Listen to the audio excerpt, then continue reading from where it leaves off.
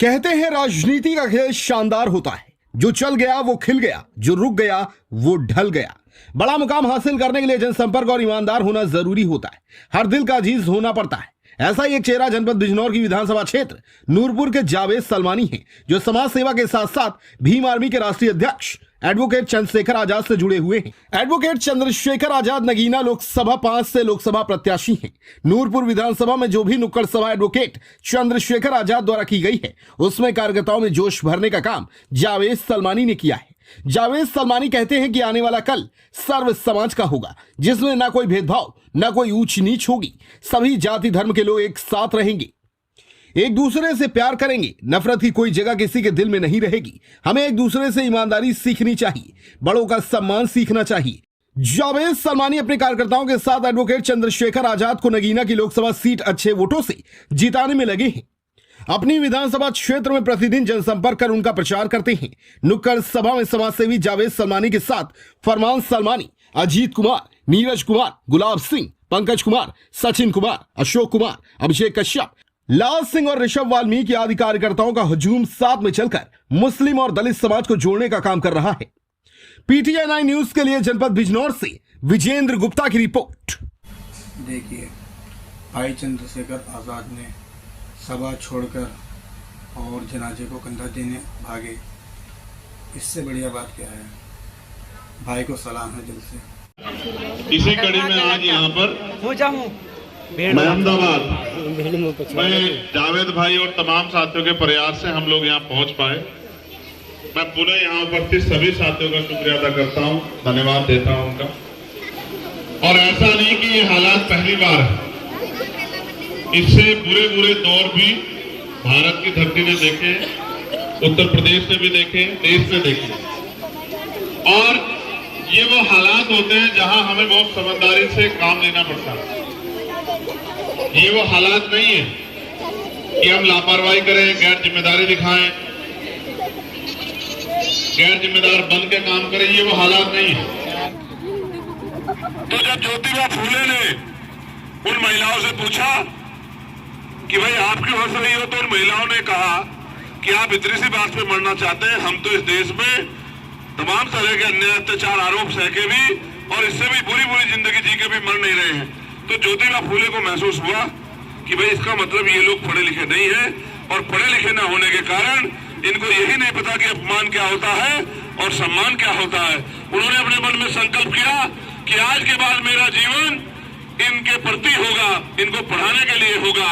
हर उस जाति वर्ग की महिलाओं को जो शिक्षित नहीं है, हर उस जाति वर्ग के बच्चों को जो शिक्षित नहीं है, उनको पढ़ाने का काम हम लोग करेंगे। और लंबे समय तक वो और उनकी पत्नी, उन्होंने 18 स्कूल खोल के गरीबों को, शोषितों को, वंचितों को, उन बच्चियों को, महिलाओं को पढ़ाने का काम किया। आप महसूस करो कि आदमी पैसे के लिए सब कुछ करता है, लेकिन वो तो पैसा भी नहीं लेते थे। और सेवा कैसे होती है इस बात से उदाहरण लो कि जब मां सावित्रीबाई फुले पढ़ाने के लिए जाती थी तो दूसरे लोग उनके ऊपर गंदगी फेंक देते थे। वो लड़ती नहीं थी, एक साड़ी और लेके जाती थी, उस गंदी साड़ी को साइड कर देती थी और साफ सुथरी साड़ी पहन के उन बच्चों को पढ़ाने का काम करती। इस तरह सेवा होती है। यानी कि सेवा करने वाले व्यक्ति को अपने सम्मान अपमान की चिंता नहीं करनी चाहिए। जो अपने मन में सेवा का भाव लेके चलता है, उसको ये कठिनाइयां सहनी पड़ती है, उसका अपमान भी होता है, उस पर आरोप भी लगते हैं, उसके रास्ते में कठिनाइयां भी लगाई जाती है, लेकिन कभी उसको हार नहीं माननी चाहिए। ऐसी शिक्षा हमें ज्योतिबा फूले और मां सावित्रीबाई फूले के संघर्ष से मिलती है। और आप देखो, बाबा साहब अम्बेडकर ने जो युग पुरुष है, जिन्होंने हमें जानवरों के जीवन से उठा के इंसानों का जीवन दिया, उन बाबा साहब अम्बेडकर ने ज्योतिबा फूले को गुरु माना, जबकि ज्योतिबा फूले को देखा नहीं। ज्योतिबा फूले 1890 में चले गए और बाबा साहब अम्बेडकर 1891 में पैदा हुए। ये बात होती है ज्ञान की, क्योंकि जो किताबें वो लिखे गए थे, जब बाबा साहब ने उनको पढ़ा तो उनको इस देश के सच्चे इतिहास का पता लगा। आज हमारे मंच पे हमारे तमाम जिम्मेदार लोग बैठे हैं। मैं आज उनसे पूछना चाहता हूँ, क्या आप अपने बच्चों को इतिहास बताते हो कि इस देश में आजादी से पहले पाल को, प्रजापति को, कश्यप को, सैनी को, मौर्य को, साके को, कुशवाहा को, निषाद को, मल्ला को, राजभर को, जाट को, गुजर को, सैनी को, विश्वकर्मा को, सैन को, चमार को, वाल्मीकि को, पासी को, धोबी को, कोरी को, खटीक को क्या कुर्सी पे बैठने का अधिकार था? क्या डॉक्टर, इंजीनियर, आईएएस, आईपीएस, वकील, जज बनने का अधिकार था? क्या साइंटिस्ट बनने का, गांव का प्रधान बनने का, प्रधानमंत्री बनने का, वकील, जज बनने का अधिकार था? यह अधिकार मिला तो आजादी से नहीं मिला। यह अधिकार मिला तो आजादी के बाद भी 26 जनवरी 1950 को जब भारत का संविधान लागू हुआ तब मिला। वो संविधान ही इस बात की आजादी देता है कि हर जाति धर्म का व्यक्ति आगे बढ़ सकता है, पढ़ सकता है, डॉक्टर बन सकता है, वकील बन सकता है, जज बन सकता है। और यही संविधान है जिसने SC/ST के लोगों को रिजर्वेशन दिया, और यही संविधान है जिसने मंडल कमीशन के जरिए पिछड़े वर्ग के लोगों को आरक्षण दिया।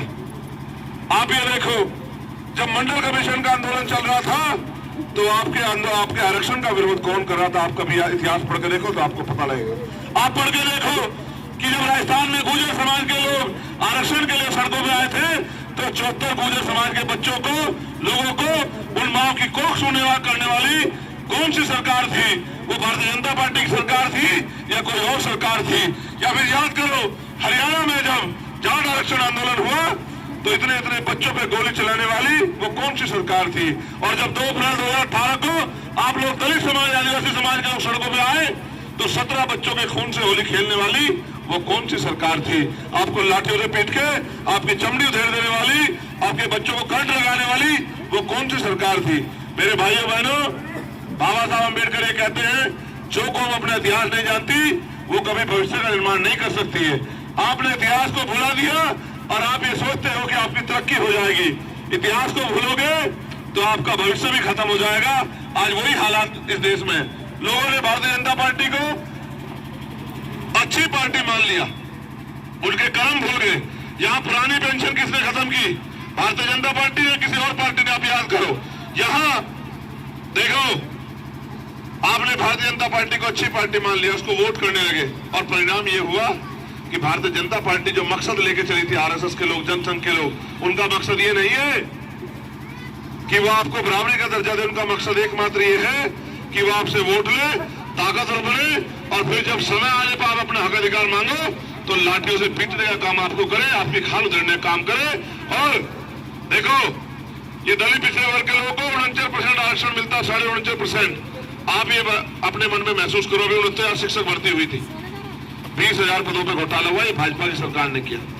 अभी पुलिस की भर्ती आई, आपके गांव से भी बच्चों ने फार्म भरा होगा। 400 रुपए पर बच्चे के हिसाब से 48 लाख बच्चों से फार्म भरा। कहा बहुत बड़ी वैकेंसी है, बहुत बड़ी वैकेंसी।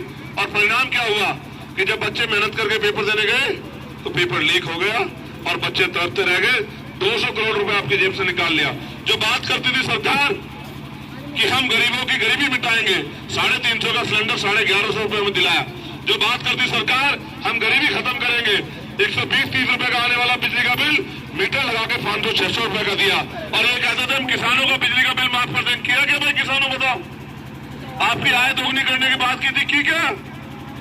और ये तो किया कि किसान मजदूरों के बच्चे आर्मी में चले जाते थे, उस आर्मी को भी अग्निवीर योजना की तरह 4 साल के करके आपके बच्चों के भविष्य को मिट्टी डालने का काम किया। आप महसूस करो, जो लोग गरीब हैं, मैं